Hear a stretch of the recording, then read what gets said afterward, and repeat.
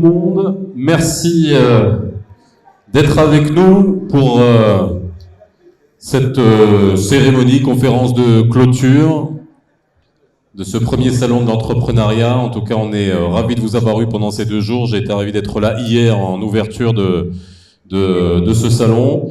Alors, ce qui va se passer tout de suite, c'est très simple. On va, comme prévu, essayer de synthétiser tout ce qui a été dit, mais on va le faire très rapidement et ça sera la lourde tâche de Alaeddine Tijani qui est déjà sur scène avec nous. Alors, une synthèse de ce qui a été dit pendant toutes les conférences qui ont été extrêmement intéressantes, qui portaient sur différents sujets. On va en refaire, bien entendu, le résumé des différents sujets. Et puis, avec un certain nombre de recommandations, de pistes, en tout cas, de réflexion par rapport à ce qui a été dit, avec un seul but, bien évidemment, explorer, améliorer la situation de l'entreprise au Maroc et de l'entrepreneuriat, bien évidemment. Suite à cette synthèse, on aura une réaction également très rapide de Amal Houad qui est avec nous, qui est la présidente du forum TPE, qui connaît bien cette entreprise, qui est elle-même entrepreneuse, bien évidemment, et qui va réagir par rapport à ce qui aura été dit. Hamid Boulfdel est en train d'arriver, il n'est pas encore dans la salle, mais de la CGEM et également président de la Fondation marocaine de l'étudiant, qui sera avec nous pour réagir également et nous livrer quelques réflexions. Et ensuite, si vous le voyez, devant la scène, il y a des trophées, puisque ce premier salon, ça a été l'occasion de faire pitcher un certain nombre de projets, de start-up, d'entreprises, de projets innovants. Je crois qu'ils ont été une douzaine à pitcher à travers les appels à candidature, à travers également le réseau à entreprendre, comme ce qui a été dit tout à l'heure, et 3 vont être récompensés. Ça sera l'occasion également de faire parler les partenaires qui ont la gentillesse de donner et de, on va dire, être là en support à travers les différents prix qui seront donnés. Ils vous expliqueront ce qui sera attribué à ces différents gagnants. Alors, sans plus tarder, Alaeddine Tijani, merci en tout cas d'être avec nous. Tu as une quinzaine de minutes pour nous essayer de synthétiser tout ce qui a été dit et puis de nous donner un certain nombre de recommandations. On se retrouve juste après. Merci Faisal.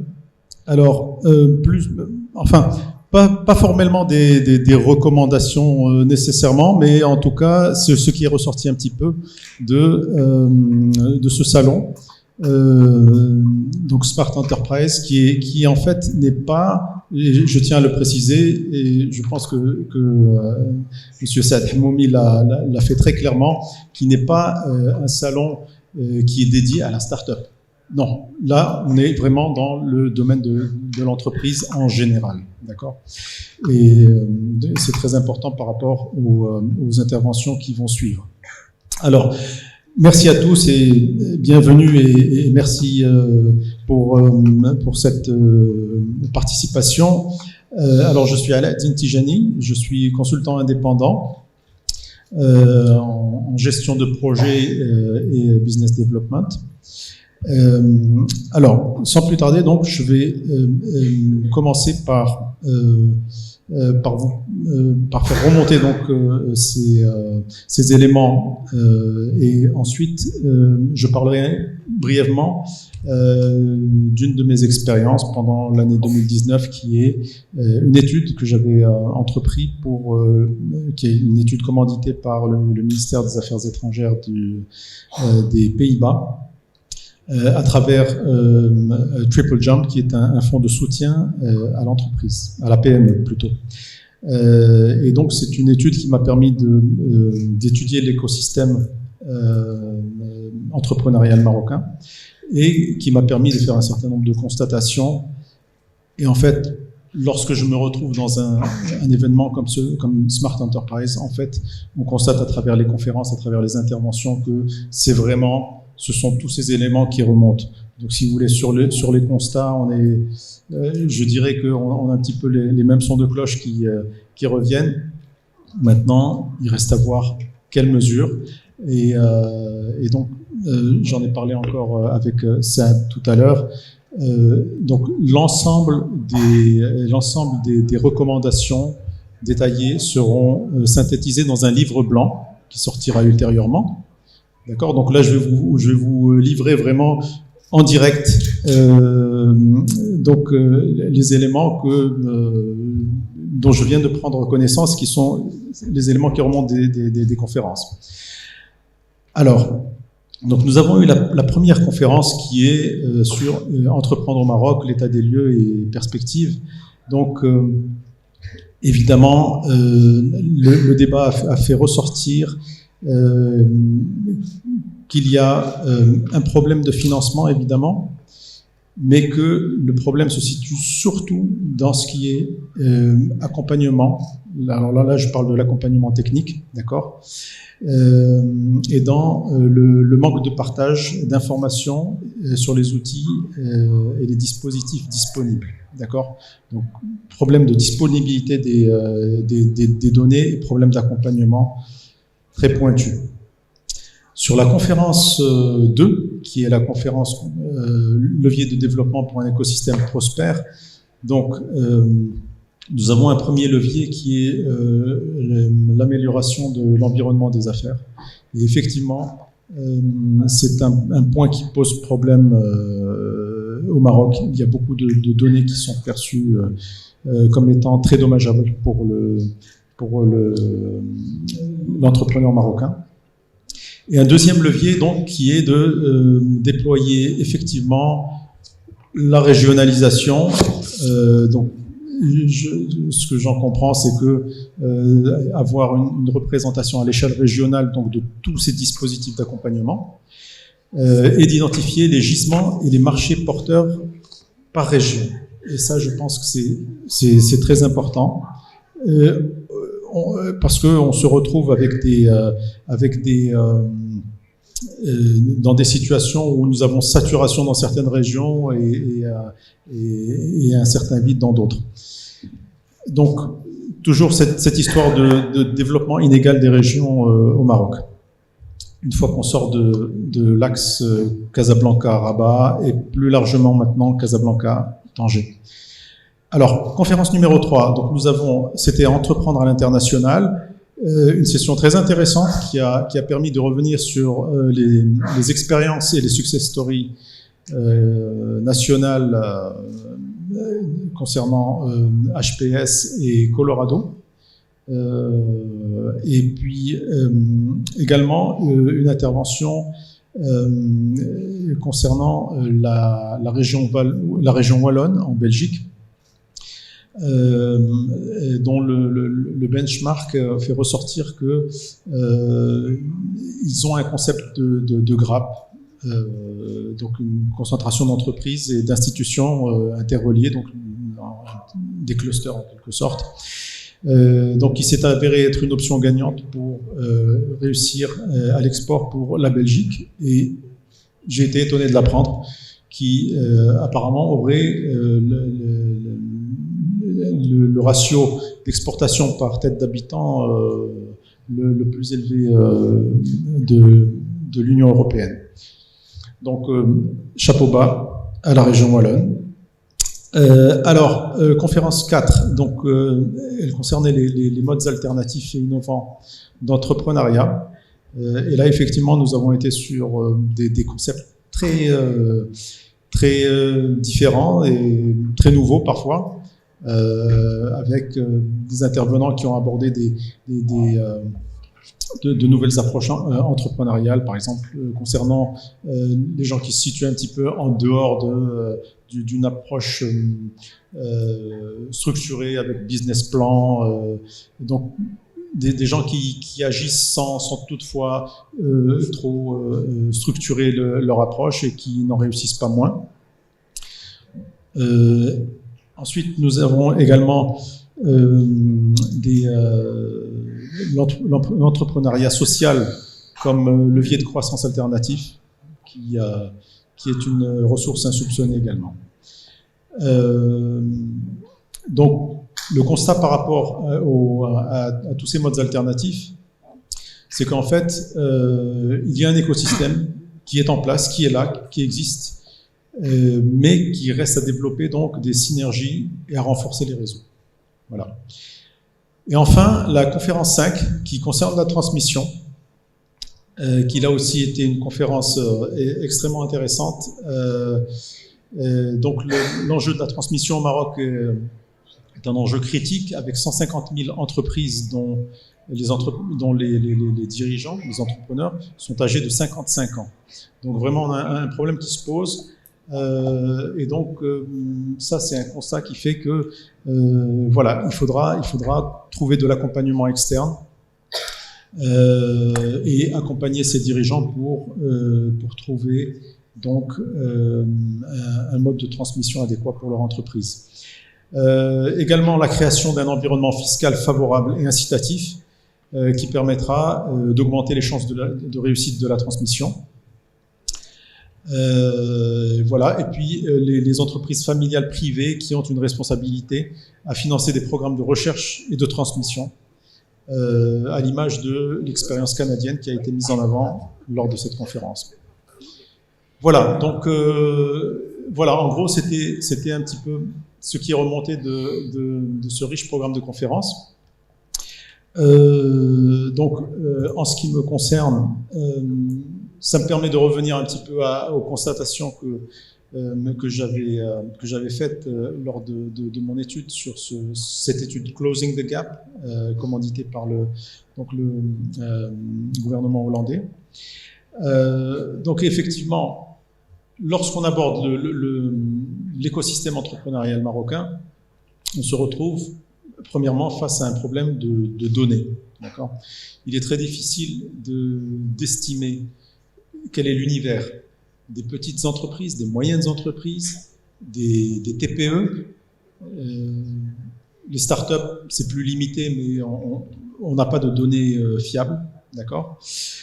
Maintenant, ce qui fait la différence, c'est que dans certains domaines, nous avons ce que je me plais à appeler des familles. C'est-à-dire que, au moins pour la start-up, nous avons des incubateurs, nous avons des accélérateurs, nous avons des espaces de coworking. Donc, si vous voulez, je ne dis pas que le dispositif soit assez large et assez vaste pour produire quelque chose d'efficace, mais en tout cas, en très peu d'années, il y a quelque chose qui s'est mis en place et ça, on ne peut pas le nier. D'accord ? Maintenant, pour ce qui est des petites et moyennes entreprises, en fait, c'est celles qui ont généralement été courtisées, entre guillemets, passez-moi l'expression, par l'écosystème financier, les banques, etc. D'accord ? En général, on a tendance à toujours aller vers les mêmes au Maroc. Maintenant, il y a un segment qui est absolument énorme, qui est le segment de la très petite entreprise, la TPE, qui est l'écrasante majorité des entreprises au Maroc. Et lorsqu'on se met dans les souliers d'un entrepreneur d'une très petite entreprise, on se retrouve un petit peu dans le dénuement. Je ne dis pas qu'il n'y a pas d'accompagnement, mais le paysage national en termes d'accompagnement technique principalement est très éclaté. D'accord ? Donc il est franchement compliqué pour un entrepreneur d'aller vers la bonne structure qui va les conseiller. D'accord ? Normalement, on se dirait oui, une chambre de commerce bien outillée ou une association sectorielle devrait jouer ce rôle. Au Maroc, je ne cherche pas à lancer la pierre, mais nous n'avons pas un dispositif qui est rodé. Il y a beaucoup d'initiatives pilotes qui sont assez dispersées aujourd'hui. Le plus important, et j'espère que c'est ce qui ressortira de cette première édition de Smart Enterprise et notamment pour les éditions futures, on le souhaite, c'est de donner une forme cohérente à toutes ces initiatives éparses. Voilà. Je vous remercie. Je vais repasser la parole à Faisal. Merci Adel, merci pour cette restitution. Alors, et ça va nous donner du grain à moudre pour notre petite discussion très rapide qu'on va avoir. Je vais vous demander d'accueillir deux personnes qui sont avec nous aujourd'hui, qui vont nous permettre justement de rebondir par rapport à ce qui était dit, nous donner leur angle de vision sur ces sujets-là. Je vous demande d'accueillir Amal Awad qui vient de se lever. Vous pouvez l'applaudir, présidente du forum des TPE, et Si Hamid Boulafdel, qui est président de la Fondation marocaine de l'étudiant, mais qui est également à la CGEM. Si Hamid, il est où? Voilà.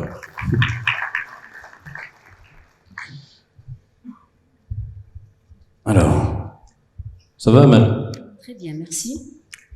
Je connais absolument pas cette dame. Elle n'y connaît rien à l'entreprise, ni rien à la toute petite entreprise. Je plaisante, tu la connais parfaitement, tu la suis, tu l'observes, tu organises un forum et surtout, qui a cette spécificité, qui est que tu t'approches des régions et tu sors de l'axe Casa Rabat, de cette sacro-saint axe, pour aller voir les problématiques qu'ont les petites entreprises dans les régions et surtout le territoire au Maroc. Par rapport à ce qui a été dit, tu étais là pendant le salon. Si tu devais vraiment insister sur des points clés concernant la petite entreprise, puisque là le titre qu'on a derrière nous, c'est les opportunités et les perspectives pour la petite entreprise, quels seraient-ils? Très bien, merci Faisal. Et encore une fois, merci à mon ami Saïd Hamoumi de m'avoir associé à cette belle aventure, encore une aventure entrepreneuriale qui s'ajoute à une panoplie de programmes, d'événements au Maroc depuis quelques années. Moi, ce que je peux dire par rapport à ma modeste expérience, c'est que d'abord en tant qu'entrepreneur, je me suis lancée dans l'aventure entrepreneuriale parce que je voulais être autonome, je voulais contribuer aussi au développement de mon pays en tant que femme. Et le Forum international de la TPE, c'est une idée qui m'est venue après avoir été mandatée par le MCA Maroc pour justement accompagner 200 toutes petites entreprises créées dans le cadre de Muqawalati. Donc ces entreprises qui ont été créées dans le cadre d'un programme. Ces programmes-là, comme j'ai toujours dit, tout programme il a ses forces et il a ses zones de fragilité. Parmi les fragilités des programmes jeunes promoteurs et Muqawalati, c'est justement, on a trouvé des entreprises qui étaient soit mal informées, soit pas du tout informées, sur déjà des programmes qui sont en leur faveur. Ça veut dire des programmes d'accompagnement, des produits et des services. Donc, il y a un problème d'information et de communication très, très important. La deuxième chose, c'est que c'est des programmes qui étaient fragilisés justement par le problème que nous vivons encore, problème des délais de paiement. Et bien sûr, ces entreprises aussi, elles souffrent de mauvaise gestion et de faible gouvernance.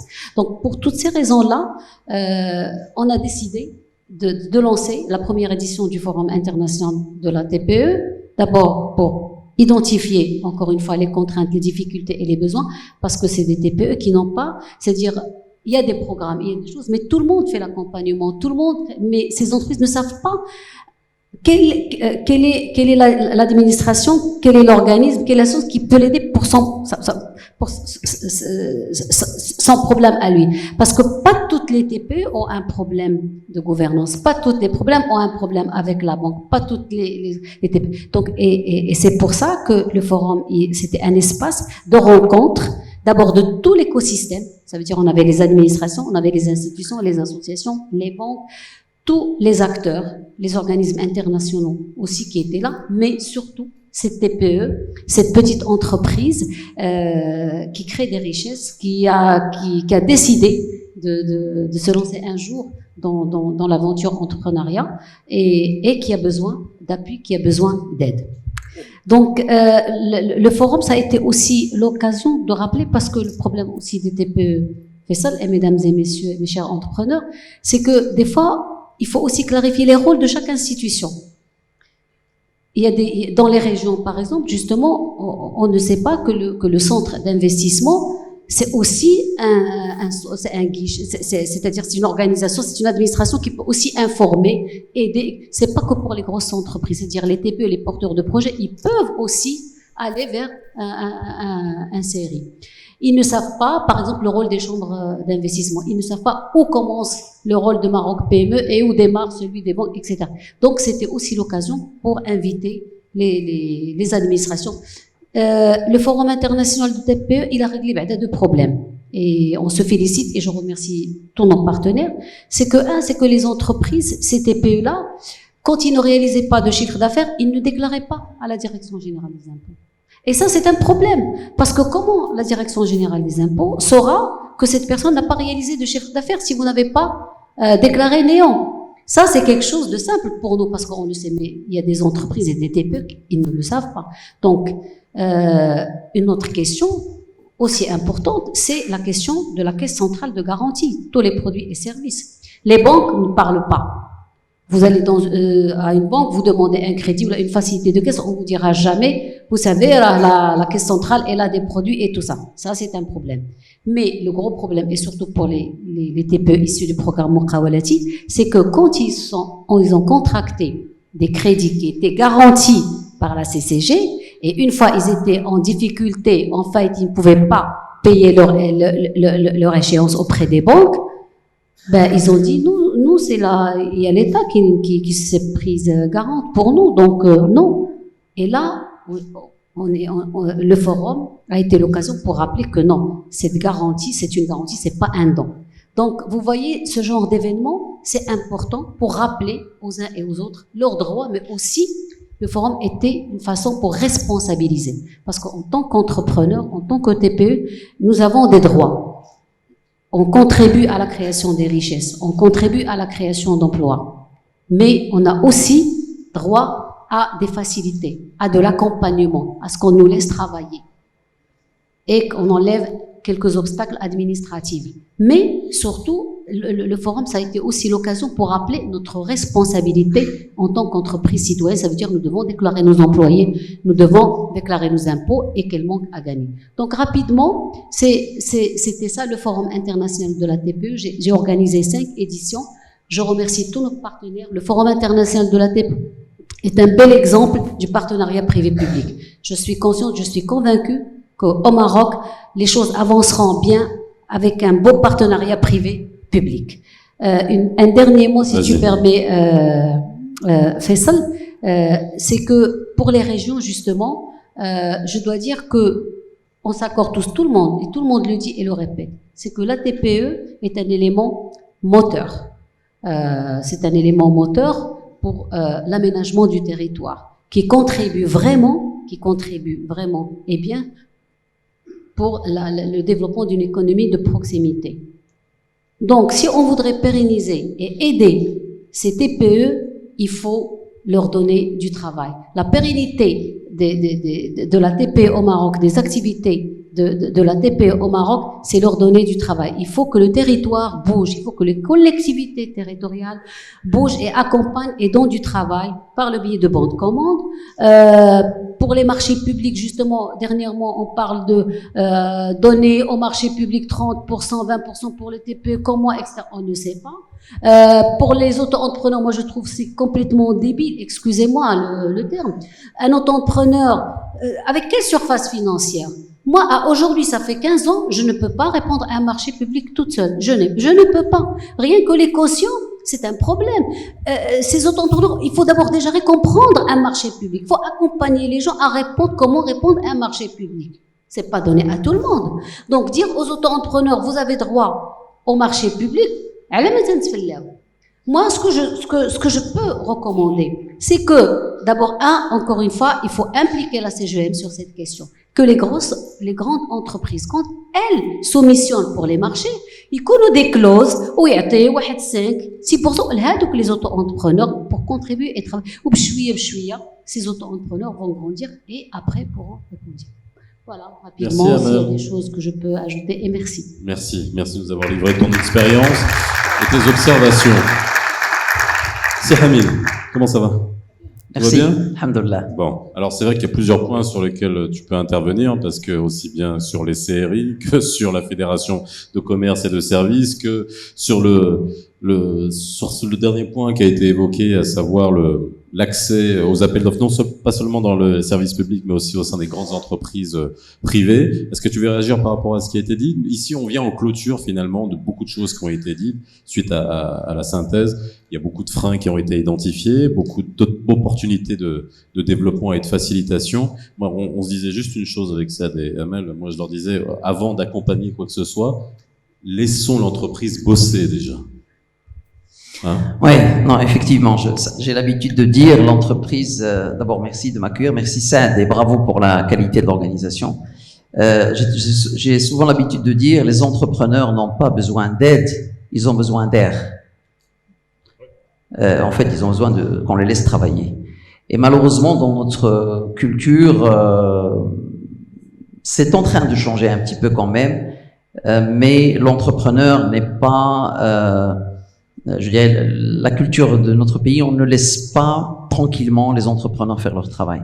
Que ce soit un auto-entrepreneur, que ce soit un patron de TPE, de PME ou d'une grande entreprise, il y a ce frein, je dirais, culturel si une grande entreprise, il gagne beaucoup d'argent, il paye pas ses impôts, il ne déclare pas ses salariés, c'est l'image qui est véhiculée.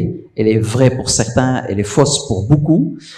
Si c'est un auto-entrepreneur, je vais vous raconter une anecdote à l'aide d'auto-entrepreneur pour comprendre que c'est un aspect culturel. Il y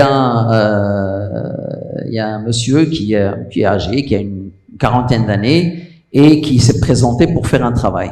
Et le client lui a dit, est-ce que tu as le statut d'auto-entrepreneur? قال له لا كان عندي وحيدته. قال له علاش حيدتيه؟ قال له لان المقدم قال لي انت entrepreneur غنقول له ما يعطوش المنحه لولدك. Auto-entrepreneur, ça ne veut pas dire qu'il n'a pas, son enfant ne mérite pas la bourse. De l'État, je parle. Donc, vous voyez, culturellement, le fait que de dire entrepreneur, ça veut dire que la baisse à ligue, et on oublie souvent que l'entrepreneur, c'est d'abord celui qui crée des emplois. Son emploi, quand c'est un auto-entrepreneur, et d'autres emplois constituent une TPE. Et s'il y a quelque chose qui doit tous nous réunir dans ce pays, quelles que soient nos philosophies, quelle que soit notre vision de modèle de société, c'est bien que nous devons tous nous mobiliser pour créer le maximum d'emplois, parce que sans ces emplois, en fait, on porte collectivement, on génère un risque collectif pour notre pays et pour nos enfants et pour nous-mêmes. Et alors, l'entrepreneur,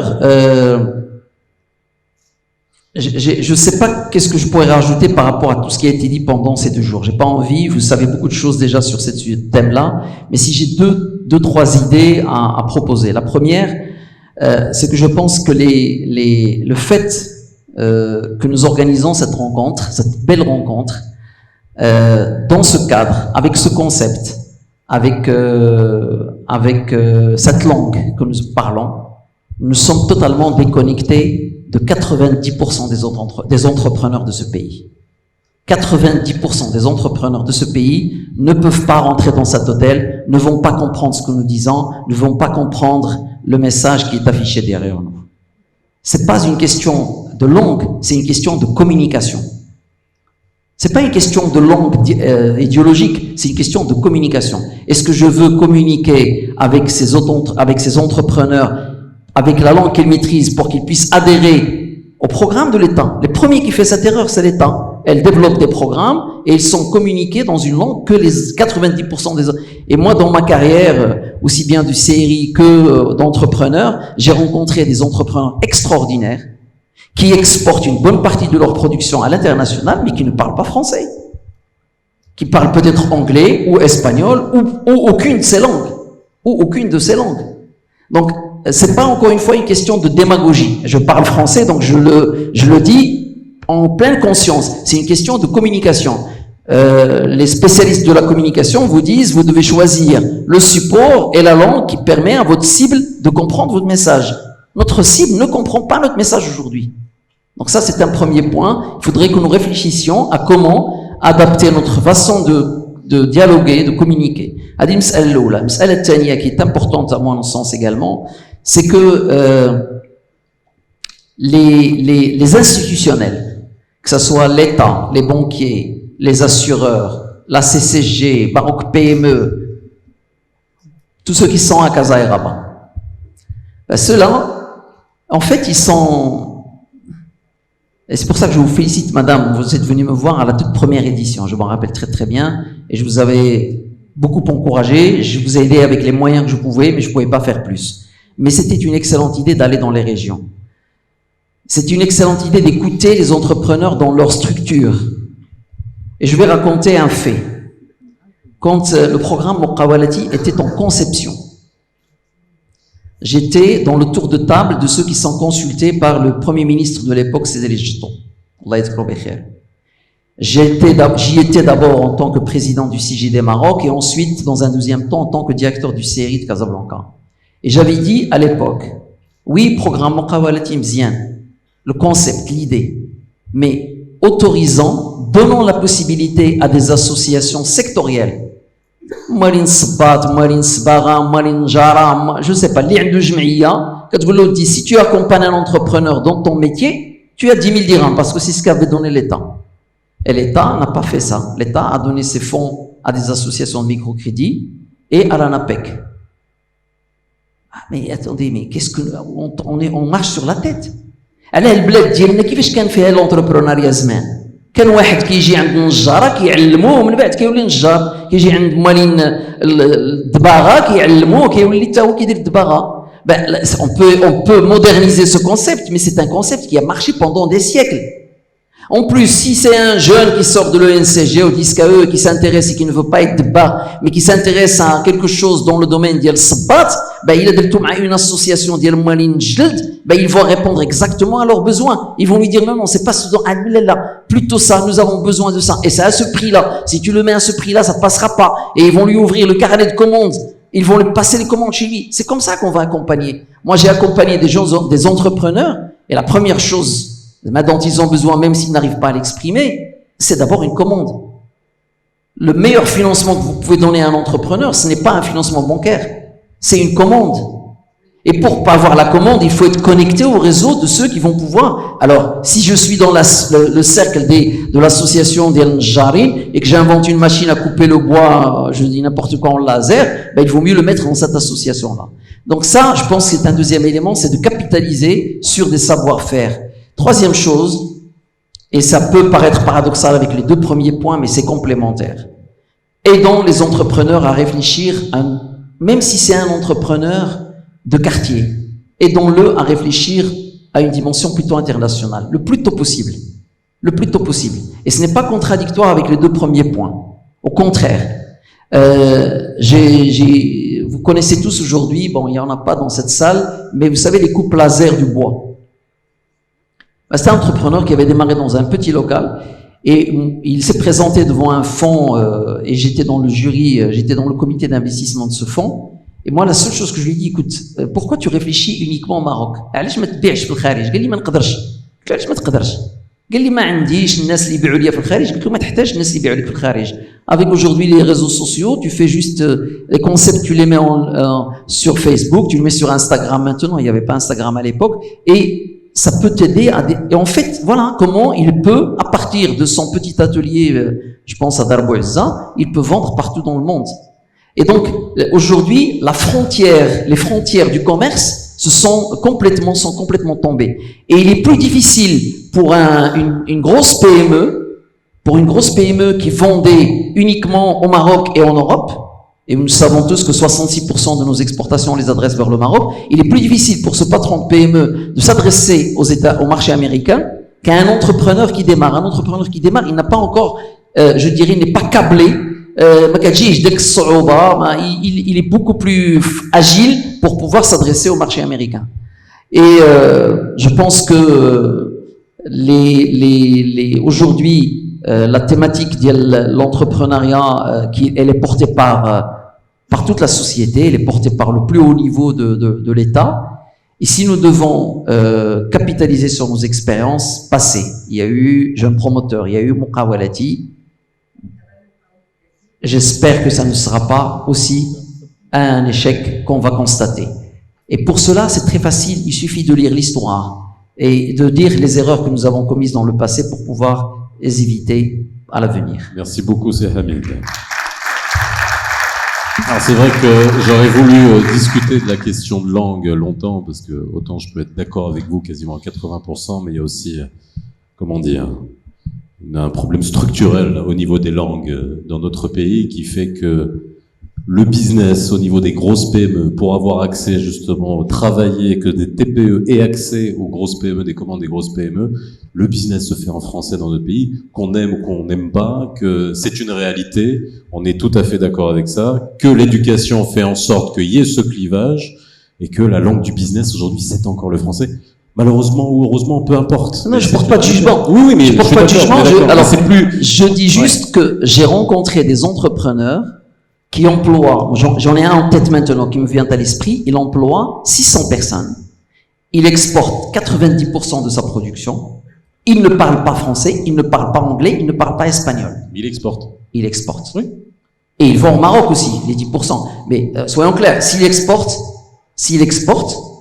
c'est qu'il traite avec d'autres qui ne parlent pas l'arabe. C'est ça ce que je veux dire. Alors, ce qui peut le plus peut le moins, quelque part. Ouais, voilà. C'est l'opposition culturelle et les marqueurs sociaux que représentent les langues dans notre pays sont différents. Hein. Quand on a besoin d'un traducteur pour l'étranger. Voilà. Merci à vous deux en tout cas de nous avoir livré vos réflexions. Vous pouvez les applaudir. Merci à vous. Je vous laisse rejoindre la salle.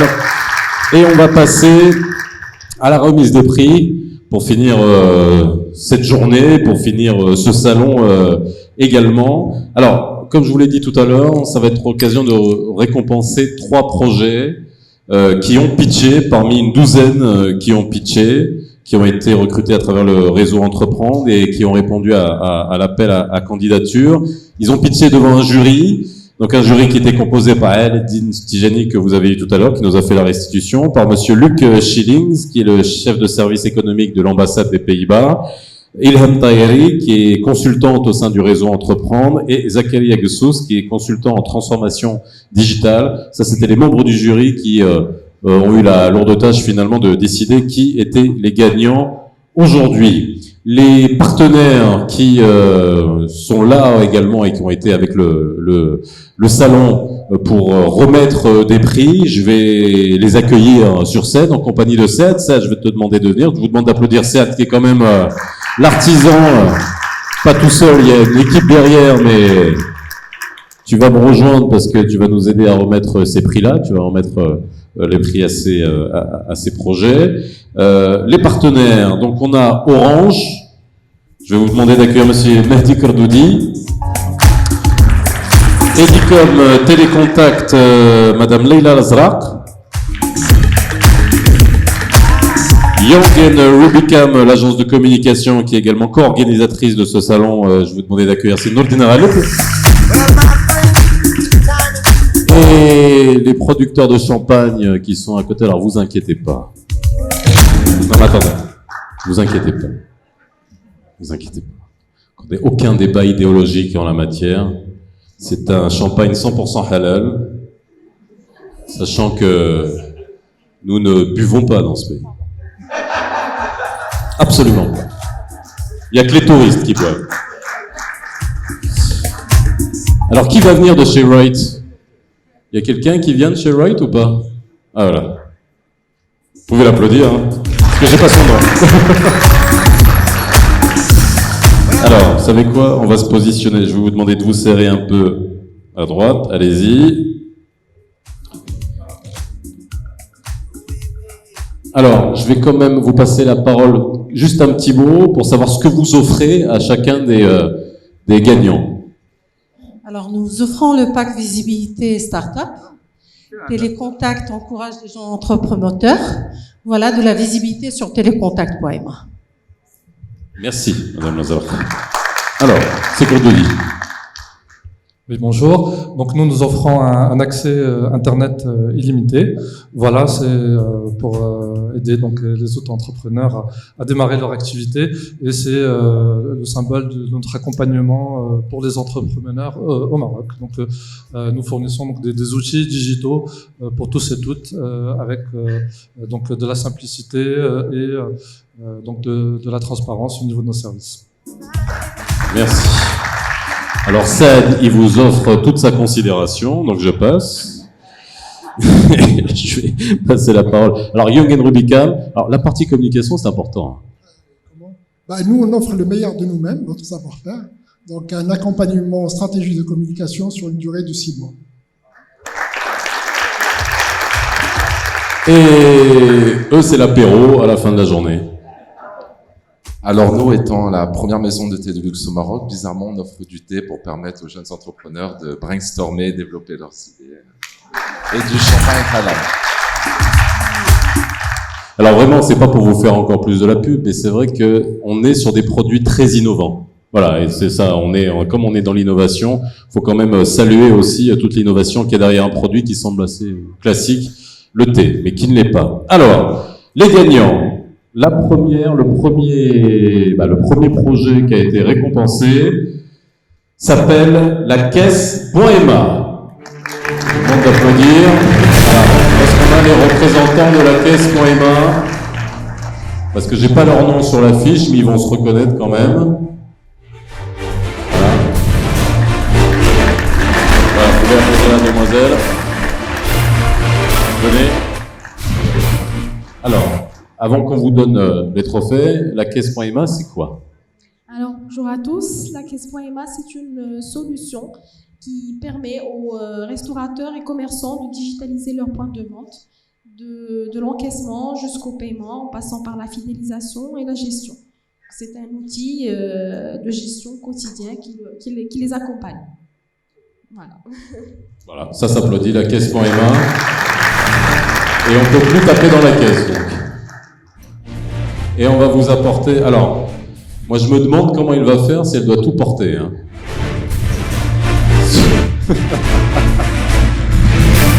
Voilà, alors, le coffret Wright offert par le représentant de Wright. Est-ce qu'on peut avoir la suite, s'il vous plaît? Allez-y. Ça, c'est de la part de Edicom Télécontact, le pack Visibilité Startup.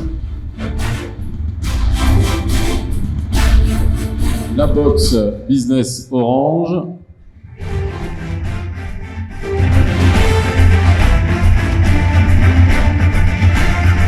Et comme les agences de com, ça vend quoi?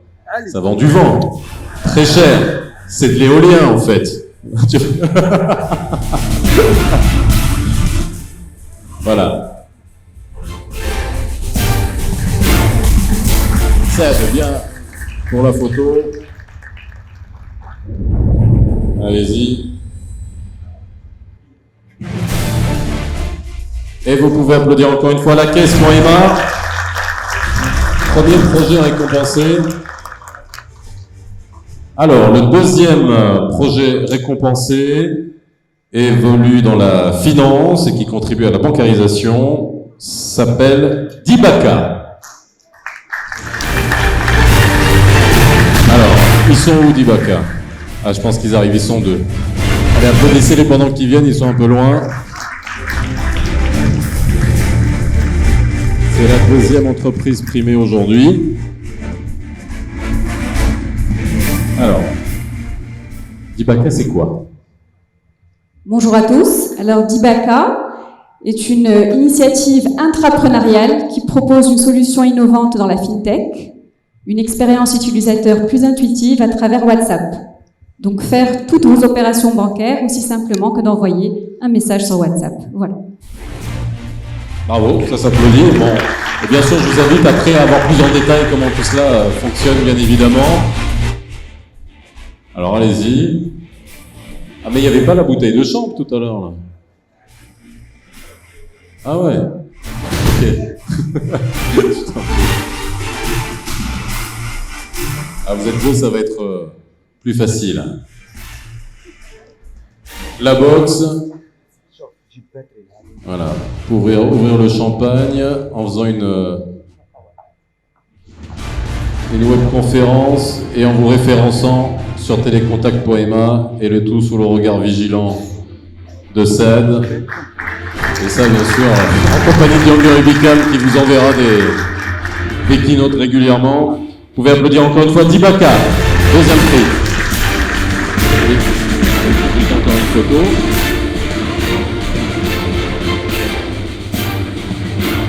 Merci beaucoup et félicitations. Et enfin, le troisième prix est remis au projet Imaginarium.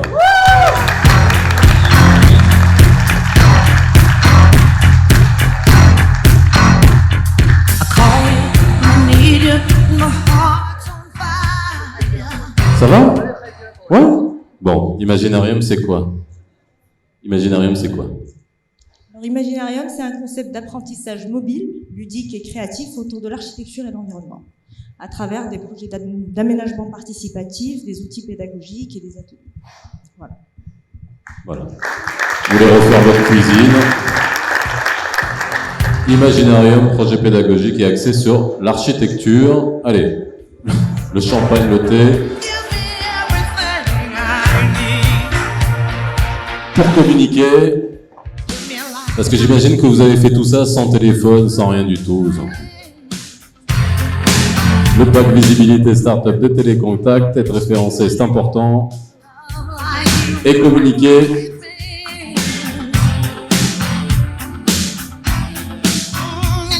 Allez, prenez une photo. Et voilà, merci à vous. C'était les 3 gagnants de cette première édition de Smart Entreprise. Je vous le rappelle, La Caisse, Poema, Dibaka et Imaginarium. Merci à vous, merci à tous, merci à tous les remettants. Je vous laisse rejoindre la salle, on va clôturer. Je vais juste donner quelques mots pour clôturer. Saad, par rapport à tout ce qui a été dit, par rapport à l'assistance, par rapport à toutes les recommandations, en quelques mots. Je voudrais tout d'abord remercier tous les participants d'être restés nombreux aux conférences, aux workshops. On a vu à travers cette conférence qu'il y a un intérêt sur les thématiques entrepreneuriales qui sont multiples, hein, comme ce qu'ont dit les intervenants auparavant. C'est vrai qu'il y a des problématiques plus cruciales sur les TPE, sur les entrepreneurs, mais c'est aussi crucial sur la transmission, sur le développement même des entreprises à l'international. Enfin, le besoin est multiple et l'intérêt qui a été manifesté par tous les participants a montré que un projet et un salon comme celui-là avait sa place.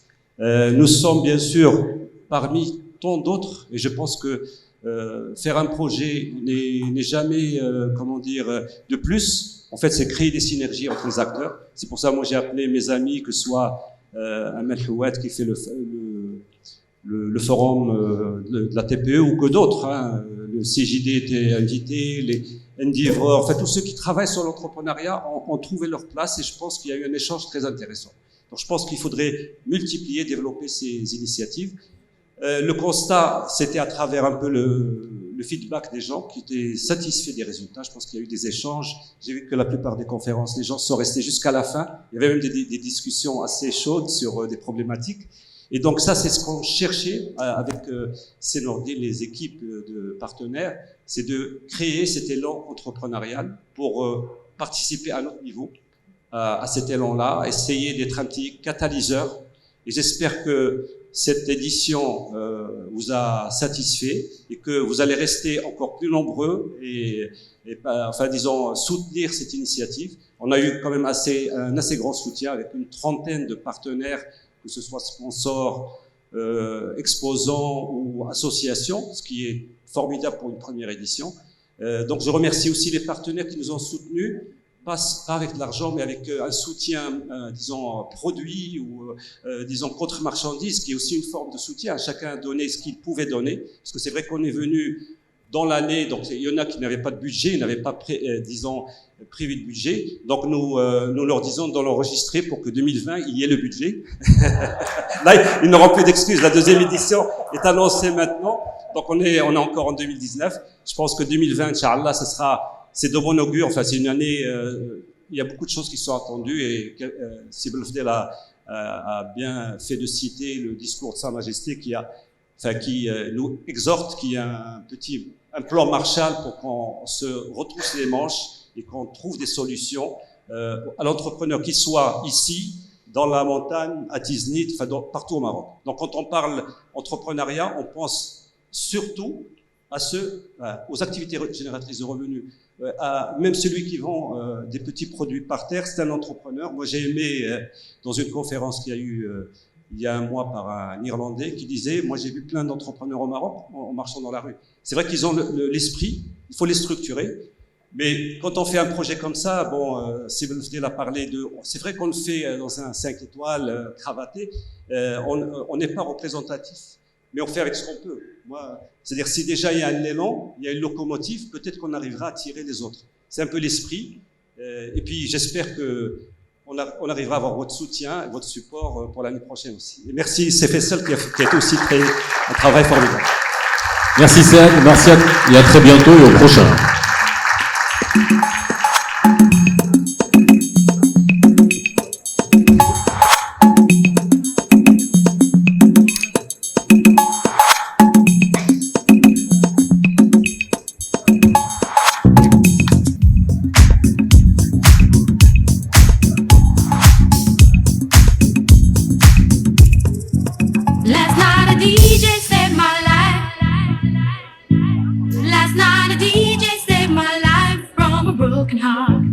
Last night a DJ said